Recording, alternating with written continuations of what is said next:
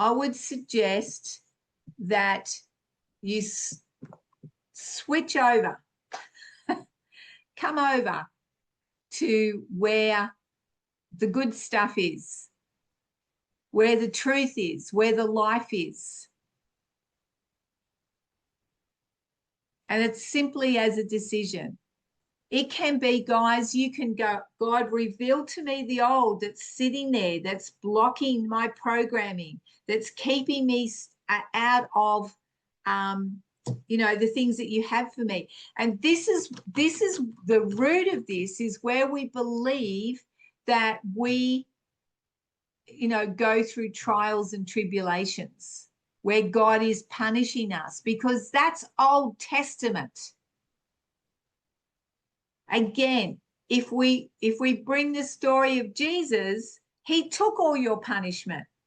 He took all your sickness. He took all your disease. He took all your, what they use as the word sins, but let's put what the word sin means, is he took all your shortfalls, all your mistakes. He already took them all. So is it not best to live in what he has provided for us, rather than what we have been entrapped and enslaved to?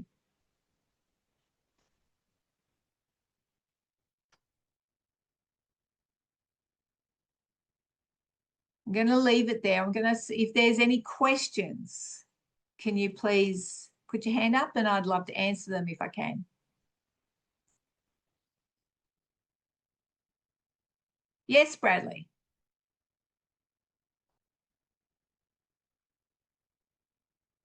Bradley? I'm sorry, Don. I was working on my computer and wanted to get the camera up. Oh, good. Oh, good. Let me see. Let's see if I can bring it. Okay. I didn't want to do some searching for while you were talking, because I wanted to see it. But is it in Matthew when it says when Jesus is speaking and he says he didn't come, and I know what you're saying. He didn't come to change the old, but I agree the punishment that came with breaking the old laws, that was changed because he paid. But isn't it, but to fulfill them, isn't it something like that in there? And I was just curious. I was just curious what your thoughts. I'm not disagreeing with you. I'm just curious how you can perceive that. Okay, so in other words, he wasn't changing the past, but he fulfilled the law. That's what he did. He fulfilled the requirements that the old Mosaic laws required. Okay. That's what he did. So if anyone wanted to read all the requirements, and there's a lot of them, he fulfilled those requirements. In other words, he fulfilled that law. So let me break it down this way. Bradley, you have a fine, and I'm going to pay it for you. I have fulfilled that fine. That fine no longer can touch you because it has been paid. They can't come after you anymore, can they? That's exactly what Jesus did. Okay. Okay. So, and this is where they have kept us downtrodden, and I'm going to use the word sheep. They keep, and they say, oh, well, he's the shepherd and you're the sheep. Yeah, but your pastor isn't your shepherd. God is your shepherd. He's the one that leads you. It says that in Psalms 23, that is read so often. One of my favorites. He is the good shepherd. It's not your pastor. It's not, anyone in the physical flesh. Right. That is your shepherd. He's the one that leads you. That's why being, desiring spiritual gifts is paramount. Don't let other people tell you how to live your life. and not make decisions for you. We are so quick to give away our power because that's how we've been programmed. And that is what we don't have to come under anymore because Jesus paid the fine. We now have a direct line with God.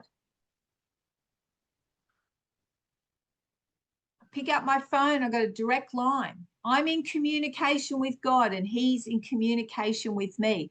That is the spiritual gift. That is what transpired with what Jesus did. That's why he's the perfect example.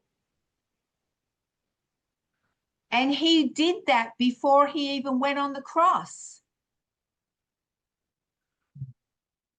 He was already moving in the spirit. He was already in communication with God. And some people believe the lie that God doesn't want to speak to them. God doesn't want to show up face to face. Remember, that's all Old Testament. Oh, you can't see God face to face. Well, I did. You can't talk me out of it because that was my encounter. That is my truth. No one can talk me out of it. No one can talk me out of the power of the Spirit because I've been walking in it for over 45 years.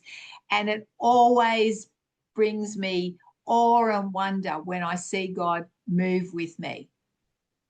It never gets tiring. It's always exciting.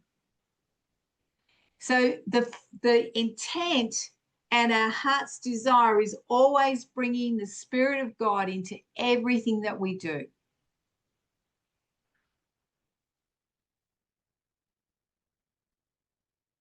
I guess you could say with that, it didn't change the laws of how to live your life, but it fulfilled the part with the punishment that comes with those, as long as you are. Well, the law became what the law was done away with. All of it, because in the end, Jesus said, love God and love others as you love yourself. It became a two-law contract. That's what it became. He did away with everything else. The reason that we still have the 10 commandments and all that sort of thing is because we're still living under the Mosaic law. If people truly knew how to treat each other properly, we wouldn't. Common sense prevails. You treat others as you would want to be treated. That's why Jesus says, love others as you love yourself. But most people can't even love themselves. So they don't know how to love others. So they don't treat themselves well. So they don't treat others well.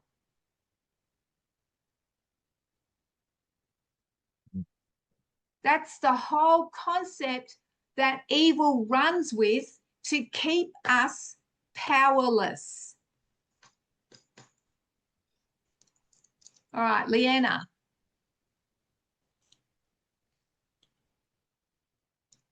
Sorry, Dottie, I was trying to get the video. I think you pretty much, I think you've answered my question just at the tail end there, because I guess for me, I was just trying to understand with everything that's happening in the world right now, when things are manifesting in the physical world, it's because these individuals are not in right relationship with God. Just as you, would that be? The one true. The one true God, because we have a false God on the earth, right? Satan. He's the one that's going around, trying to do everything that he does, which is always death and destruction. Nearly all the leaders that we have through the centuries, which was set up, it was fully planned and set up for us to be in the situation that we are in. But they meant it to do harm. God is flipping it to do good. Because you think 100 years ago, life was really simple. Our foods weren't contaminated. We didn't need pharmaceuticals. We lived life very simply, and people did families and community really well. We don't do it well now, which is really sad, but that was part of what's been orchestrated. So we're starting to do this flip where we're starting to come back into communities and learning to do it well again. We're learning to come from the heart and the spirit, and we look at people, we look at their heart, not their actions, which is again in the New Testament. And I used to pray that. He goes, God, let me look at their heart. You know, let the eyes of my heart see with understanding. In other words, let me understand that person. And that's led me down the path of when I look at people, I see their hurt. I see their trauma. I see their life that they've lived, that they're coping. They're trying to live through or get past. And, going up to that person and just letting them know how awesome they are or what a great job they're doing just transforms their world. I don't have to hit them over the head with the Bible. I don't even have to talk Jesus, because it's our love that brings change. It's love that's transformational. You can read the Bible till you're blue in the face, but if you don't experience the love of God, you don't experience his presence and his power, they are words, they are formulas. And religion has done a great job in doing just that. Linda, thanks, Leanna. Thank you. Linda. Hey, girl. Hi. Dottie, I love it when you talk about how you're in constant communication with God and he leads you, and you might be going to do something, but then you feel him or hear him telling you, no, this is what I want you to do and this is what I want you to wear. So for those of us that aren't as practiced as that, how do you distinguish in life's chaotic, how do you distinguish God's voice from all of the other noise? All right, especially with what's out there at the moment. So the more you spend time talking with God, the more you know his voice, okay? So, like when I wake up, that's the first thing I'm listening for is God's voice. So it's like, okay, and sometimes I go, okay, I get up and okay, God, this is a new day, I dedicate the day to him. And it's not, I don't sit there, guys, I never sit there for, okay, now I'm going to talk to God. I never do that. I just do it in everything that I do. I can be doing something in the natural, like say I'm cleaning something and I'm like, oh, this has been really stubborn, and I go, okay, God, what's the best way I can move this? And you'll go and get this and this. Oh, okay. Oh, that worked. And some people go, oh, don't be so silly. No, it is engaging. He wants to be engaged with everything that you do. If I get a pain in my body, I go, God, what's that? Why have I got a pain? I don't go, oh, let's run to the chemist. Let's run to the doctor. I ask God. I go, God, what's that pain? And he'll go, oh, yeah, you need to drink some water. Okay. Oh, you ate something that you shouldn't have eaten, right? So it's gurgling now. I go, oh, okay. It's really, I know I've been ridiculed for being this simple with God, but this is my life with him. And I honestly, I love the kiss factor from God. Keep it simple, stupid. I have no problem with that because I'm a simple person. And I love the way that God speaks to me. And it's just putting him always in the forefront. Don't put him on the shelf. Don't put him in the back burner. Don't pick him up when you've decided to have meditation time or prayer time. Engage him with everything that you do. From the minute you wake up to the minute you go to bed, but then guess what? Sleep time's a fun time because before you go to bed, ask God to reveal things to you.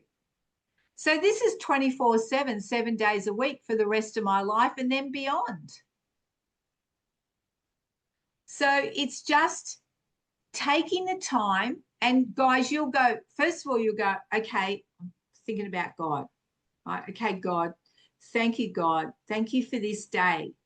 Thank you for your mercy and your kindness. If you know some scriptures, bring scripture into it if that's what helps you.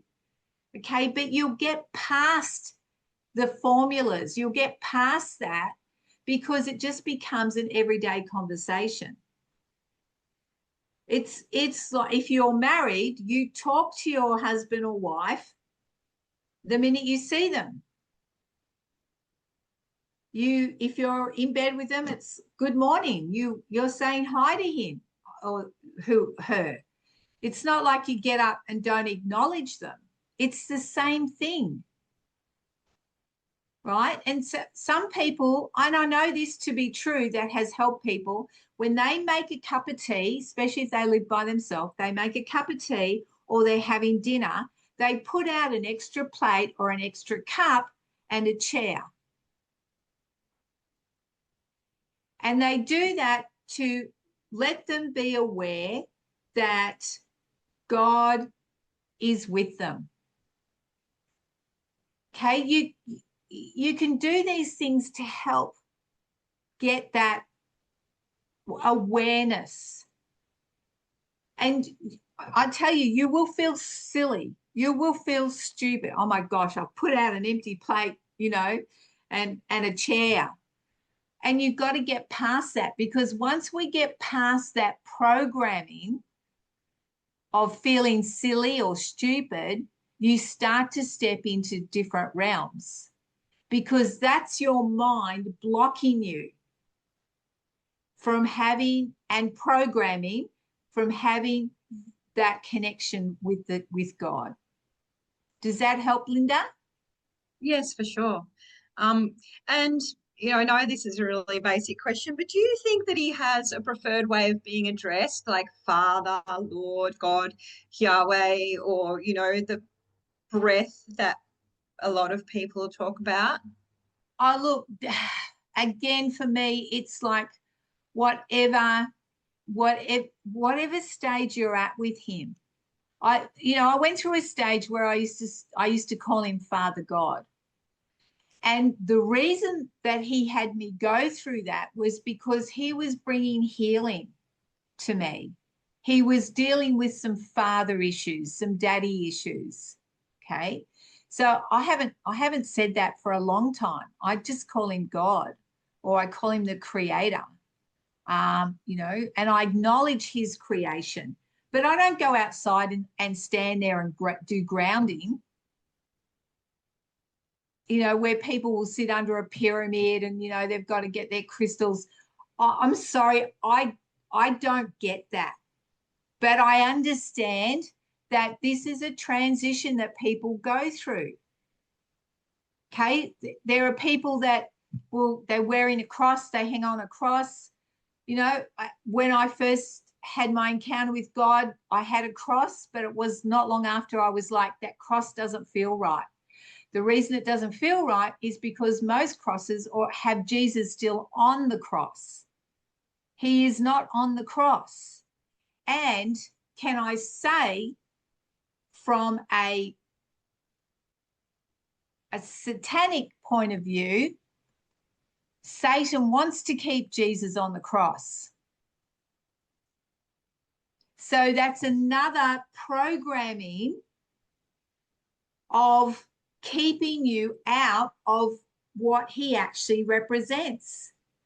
See, there's all these subliminal programming, and we think that we are being godly. We think that we're being religious or we're being spiritual, but we're buying into the very thing that the enemy wants us to stay attached to.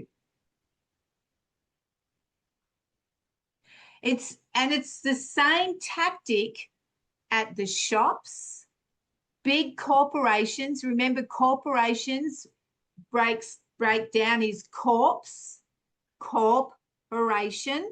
It is a dead entity.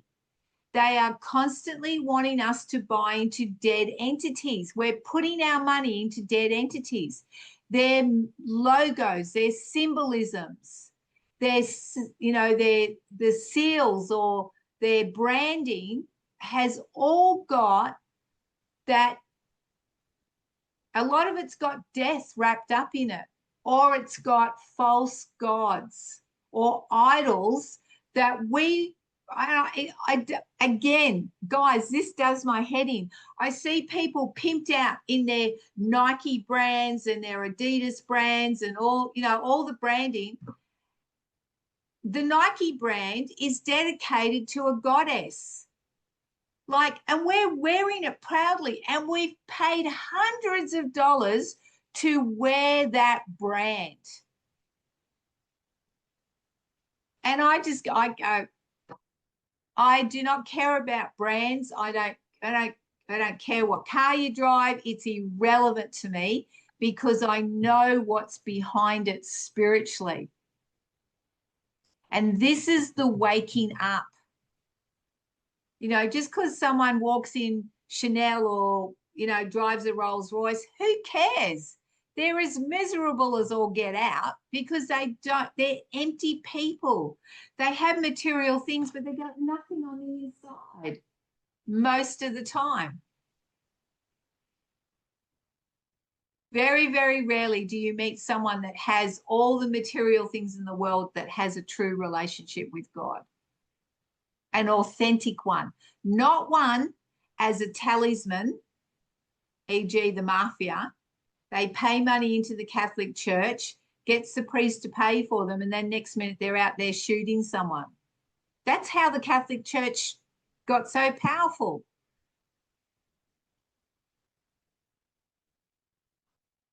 There's so much in our history that we are so unaware of. And I spent 12 months, really going down that. And in the end, I was like, okay, I can't see anymore. I don't want to see anymore. I've always known it in my spirit. I've always known what's truth. I've always known what's a lie because God always tells me. And that's enough for me. And there are things that are coming out that I saw 40 years ago, 20 years ago, 2 weeks ago. And people go, oh, wow, that person that we met that we said was so wonderful. And I go, well, they turned out to be really very nasty and quite satanic. And I went, I already saw it. So wasn't going to be brought down that pathway with these people because they're like, oh, come. I go, no, thanks. It's your awareness, it's your insight, it's your discernment that will protect you. Don't buy into the fear mongering that's going on at the moment, guys. It's all a big act. The more we, the people, say, nah, we're not buying it, the less power they have. Because we outnumber them. We, the people, outnumber them. They're 1%. We're 99%.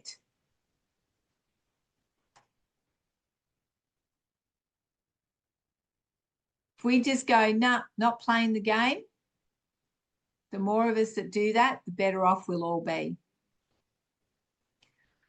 All right. Anyone else?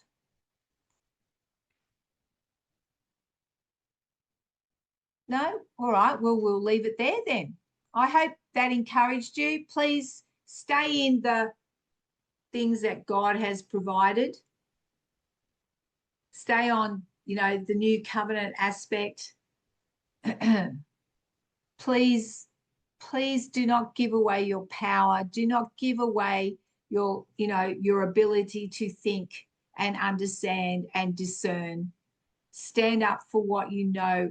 And Linda, as you get more and more, comfortable, but also more and more aware of what God's voice is, who's, what it sounds like for you, because it's individual. God talks to me very differently to how he would talk to someone else. You get a conviction in your spirit and you stand in that. Now, some people stand in a conviction that's self-righteousness or in their head belief, but it's not a heart conviction. So I always keep my head open to the new. Like there's been a journey the last 15 years for me where God's going, okay, I'm going to get rid of that religious stuff. And he started changing the way that I talked, the way that I thought. I started becoming more open and not so rigid so that I could actually love and impact more people. Because when you're in church, it's only those in church that you associate with because, hey, lo and behold, if you go out in the street and talk to someone that doesn't belong to the church. And I always found it really interesting. The church, religion always teaches you not to speak to angels, but hey, you can speak to demons. Don't speak to your neighbor. Just speak to the people that are in the church, and don't associate with anyone that's outside your church. If you are in one of those environments, get out. You are in a cult. You are being controlled and manipulated. And I've seen this firsthand. I've seen it, and I've had to protect people from it. I've had to protect family from it. It's like, oh no, you should marry that person, but I'm in love. No, that's not the right person for you. That's the right person. No one has a right to tell you what you can and can't do, because God doesn't even tell you what you can and can't do. You always get to choose. That's why he created us with free will. If I volunteer for something, I'm volunteering because it's my free will.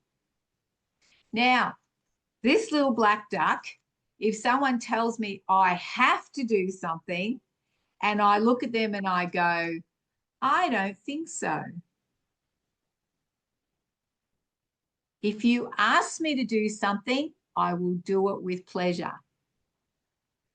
But don't tell me I have to do something, because the minute I'm told I have to do something,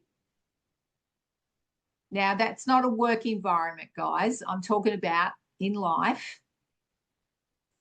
I just go, I don't think so, because they are taking away my free will. And I guard my free will very much. The reason I guard it, because I always want my will to be open to what God has, not what other people have for you. And lots of people will have an agenda for you. Oh my gosh. People are always, oh, Dottie, oh, you'll make money for me. Happens all the time. Oh, you're a benefit. Oh, I'll come and saddle beside you because it'll puff up what I do. There's always agendas. It's really interesting. And I just look and go, I see you. But then I decide whether I'll let them use me or not, or whether God tells me, no, I want you to go down this path. Some things just open up and happen, and then God's all over it. But I still put discerning in. I always put discerning. I always ask God, is this who you want me to be with? Is this where you want me to go? Especially when it's a big decision. If it's, sometimes I go, oh yeah, I'll go down the street and have a coffee. And sometimes he'll say, I want you to go to this cafe instead. Oh, but I always go to that one. No, I want you to go to this one this time. Okay. There's always a reason. I hope that helps everyone today. So next weekend is Easter, so I will be away, and I have got quite a few things coming up. I'll just have to we'll just have to let you know how we're traveling over the next couple of weeks, and also I've got my daughter's wedding coming up, so I've got quite a bit on my plate, which is all exciting, but it's all pretty full on at the minute. But yeah, next Friday we won't have a session because it's Easter.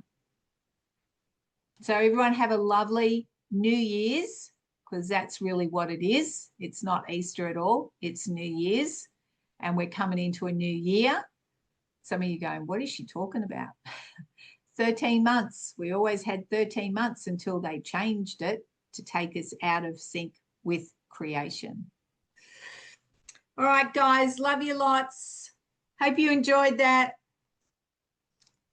Thank you, Dottie. See you, Linda. Love you, Dottie. Thank you. Thank you, Bye. Dottie. Happy New Year. Bye. Thank you. Yeah, Happy New Year. Good on ya. I love it. Woohoo, let's have a new year. You bet.